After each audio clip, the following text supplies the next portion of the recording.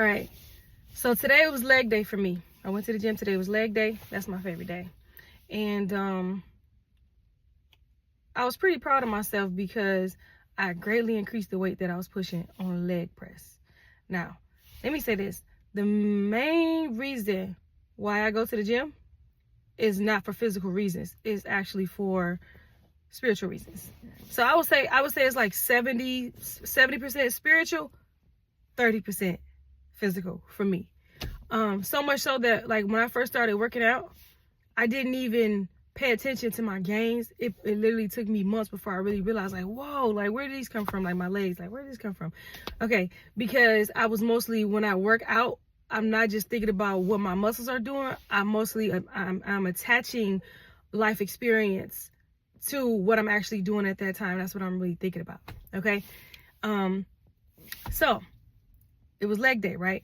So when I first started off with the leg press, I started off with like 130 pounds, right? That's lightweight. I'm 140 pounds. But I started off with 130 pounds because I got some things going on. You know what I'm saying? Like I got this, my knee does this crunch sound every time I bend it because I got into a car accident when I was 16. Ever since then, my knee like makes this crunch sound every time I bend it. It's not painful. It doesn't cause me any issues, but I just hate the noise, right? And I'm always kind of like, I can't help but to feel like something's going to go wrong. The other thing is pelvic issues. I got pelvic misalignments just from having babies and not properly, like, to be honest, not strengthening myself, not strengthening my core and my pelvis after having 7 children. Okay, so I'm working with those things, and that's why when it comes to doing like leg workouts, I'm kind of like, to be honest, I'm like kind of scared. So, and I've had somebody in the gym tell me several times, you could push more than that, you could push more than that, you could push more than that. And I'm like, yeah, you know, but I wasn't really trying to. So today I took it from 130 to 170 pounds. So I did 170 pounds. I was like, okay, that's pretty good. But the 170 pounds, it was a significant increase, but it was easy for me, to be honest. So I said, you know what? Normally I would wait until the next session to increase the weight, but I said, I'm just going to do another set right now. So I took it up to 210 just in the same session. I took it up to 210 pounds, and I did 3 sets of 210 pounds. So I did 3 sets of 10 with the 170, and then I did 3 sets of 10 with the 210. Now that was a challenge, but I was able to do it. And I said, man, this is probably where I should be. Right there in that chair on the leg press is where I started thinking about what I'm about to share with y'all right now. So I started thinking about how I was being told that I could do more than that. And I knew I could deep down inside, but to be honest, I was afraid to. I was afraid to because I was just afraid of like hurting something. And I was like, I don't want to go any further, but that was limiting me. Like me building more muscle and gaining more strength, I was being limited by the fear of pain. Okay.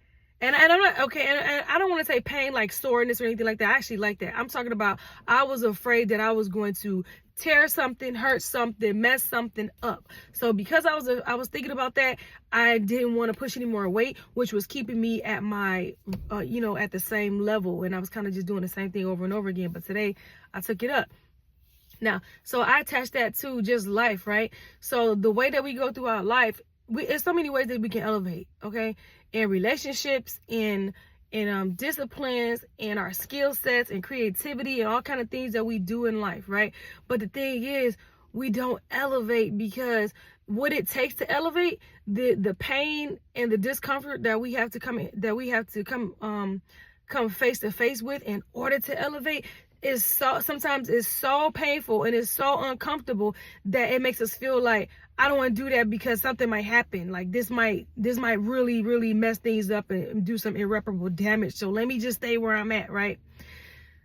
And the thing is, like with the workout, it was reasonable for me to be concerned about this knee crunch. It was reasonable for me to be concerned about, a pelvic injury. That was within reason. However, I'm not new to this. I didn't just start going to the gym today and then go in there unstretched and try to push 210 pounds. I've been doing this for a long time consistently. So consistently, it's been proven that I can handle the pressure, that I do have this certain level of strength, and I can do this and I'll be okay. All right. The worst thing that happens, I'm just gonna be sore and walking like these because my hamstrings be hurt. They hurt right now. Okay. So I decided that I'm gonna go ahead and push past that. I'm not worried about this knee crunching because ain't nothing happened yet. I mean, it's been like this for, like 17 years, but however long it's been like this for so long, but nothing's happened yet. So let me just go ahead and push this 210. I did it, and I did it with success. So that's the same thing how it is with life. Like, we're afraid, let's say relationships for a second. Sometimes forgiveness is difficult because we've been in a place where we've never really been beyond. I'm not even gonna say forgive. It could be forgiveness and let's just say relationships in general. Sometimes it's difficult to push past like discomfort and stuff in relationships because we've never done it before, and it always feels like if this is how it is, like I can't go any further, right? Because you can't see anything beyond that. I can't see anything beyond an offense. And the same thing when it comes to success, right? So if you're trying to do something, you're trying to be successful, you're trying to start a business, you're trying to elevate in some kind of way, in some kind of skill, what it takes for you to do that is so difficult, and it requires so much of you that you feel like, man, like, I don't know if I think I miscounted, I miscalculated. I don't know if I counted up the cost, if I realized that it was going to take all this for me to do that thing right there. And that's what it is. We really underestimate what it takes to elevate, and then we just leave it alone. Like, no, I ain't know it's going to do all that, so let me leave that alone. So that's what one thing the Most High wants us to know is that your flesh is hardwired for comfort. It is hardwired to preserve itself and to be absolutely comfortable at all times. But sometimes you got to system override that thing. Okay, let me tell you about a system override. You ever been driving in your car and it said check engine? How many times have you been riding? Don't act like, now some people might do this, but don't act like every time your car said check engine, you took it to the mechanic. Some of us was riding that thing for a while. Why? That was a system override. Why? Because you was like, man, I know my car. I know this vehicle. I drive this all the time. I understand there's some issues up under there, but I got stuff to do. I'm going to go ahead and have to push past this system override, right? And this is how we need to do it in life. This is how we need to do it.